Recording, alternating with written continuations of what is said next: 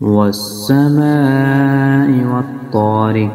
وما أدراك ما الطارق النجم الثاقب إن كل نفس لما عليها حافظ فلينظر الإنسان مما خلق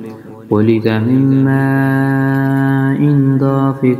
يخرج من بين الصلب والترائب إنه على رجعه لقادر يوم تبلى السرائر فما له من قوة ولا ناصر والسماء ذات الرجع والأرض ذات الصدع إنه لقول فصل وما هو بالهزل إنهم يكيدون كيدا وأكيد كيدا